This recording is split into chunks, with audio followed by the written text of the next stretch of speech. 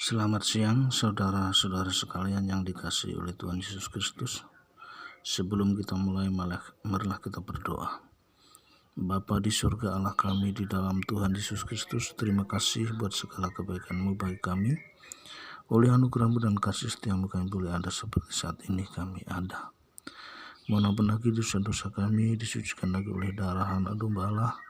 Ke dalam tangan-Mu kami serahkan segenap hidup kami. Biar Roh Kudus-Mu yang pimpin kami untuk kami berbicara. Roh Kudus-Mu yang pimpin bagi mereka yang mendengar. Di dalam hal ini biarlah nama Tuhan saja yang dimuliakan. Terima kasih Bapa, di dalam nama Tuhan Yesus Kristus kami berdoa. Haleluya. Amin. Ini mengulang-ulang terus tentang kata kita di dalam kitab Kejadian, baik di Kejadian 1 ayat 26 maupun di sini ada di Kejadian 11 tentang Menara Babel. Saudara kita Mbak Sopiatul menafsirkan itu kita di Kejadian pasal 1 maupun di pasal 11 ini bukan Allah Tritunggal atau Allah yang ehad, tetapi sebagai semacam ada dewan, semacam ada sidang ilahi. Jadi kalau kita berbicara tentang Allah yang kita kenal, itu adalah Allah yang ehad. Di dalam Alkitab kita Allah yang ehad itu ditulis dengan Tuhan huruf besar semua. Dan ini orang Perjanjian Lama menyebutnya sebagai Adonai. Shema Yisrael Adonai Elohino Adonai Ehad.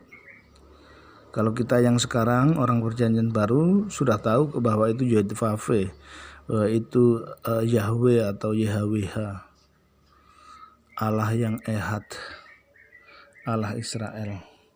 Mari kita baca di Menara Babel. Ini di pasal 5 mulai. Lalu turunlah Tuhan, huruf besar semua, untuk melihat kota dan menara yang didirikan oleh anak-anak manusia itu. Dan ia berfirman, mereka ini satu bangsa dengan satu bahasa untuk semuanya. Ini barulah permulaan usaha mereka.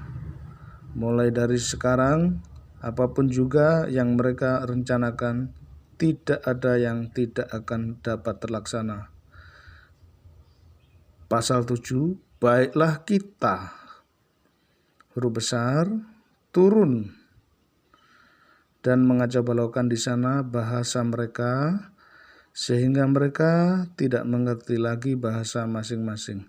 Demikianlah mereka diserakkan Tuhan, huruf besar semua, dari situ ke seluruh bumi, dan mereka berhenti mendirikan kota itu.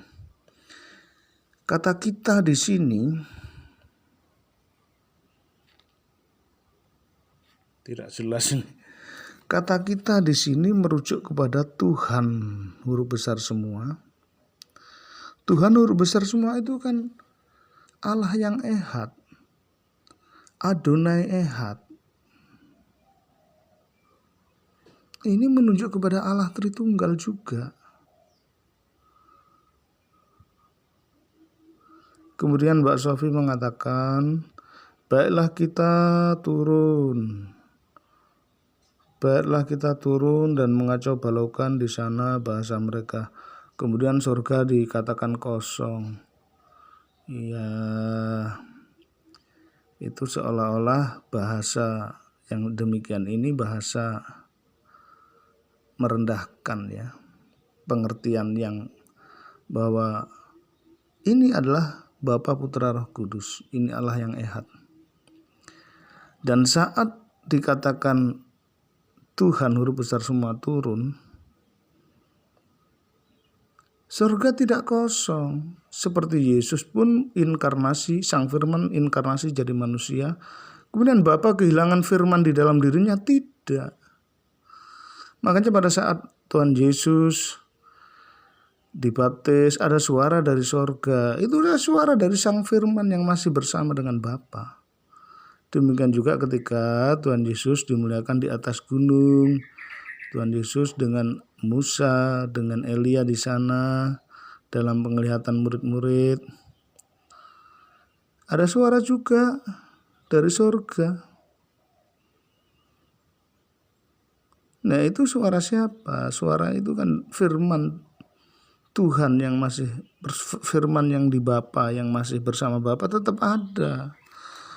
Bukan benda ya. Kalau firman yang bersama dengan Bapa itu ibarat benda kalung salib misalkan, kemudian ditaruh ke bumi jadi manusia, terus Bapa tidak pakai kalung lagi. Bukan begitu. Jadi pada saat firman menjadi manusia, firman yang bersama Bapa itu tetap ada.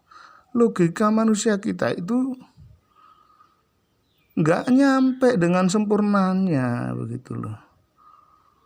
Untuk mengetahui rahasia Allah yang sesungguhnya itu hanya sebagian saja kita mengerti. Dan itu juga kalau kita diterangi oleh Roh Kudus. Kalau kita tidak diterangi Roh Kudus menjadi aliran-aliran yang sesat, tidak karu-karuan. Sudah saya katakan, Alkitab itu pedoman kita. Mereka membaca buku-buku lain. Nah, itulah sebabnya.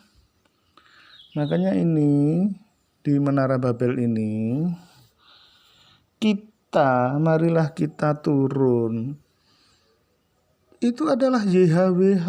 Sebab di ayat sebelumnya dikatakan, lalu turunlah Tuhan, huruf besar semua. Itu Adonai Ehad. Jadi kalau Adonai Ehad menyebut dirinya kita, itu artinya Allah Tritunggal. Sama di Kejadian 1 ayat 26.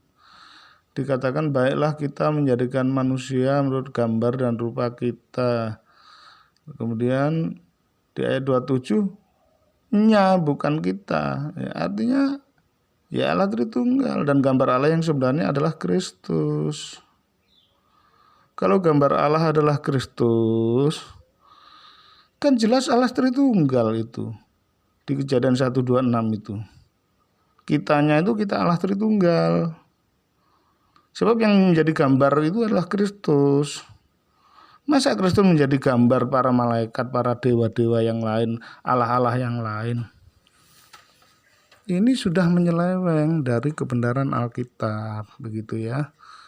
Ya, singkat saja biar Roh Kudus yang menerangi kita untuk lebih mengerti. Tuhan Yesus Kristus memberkati.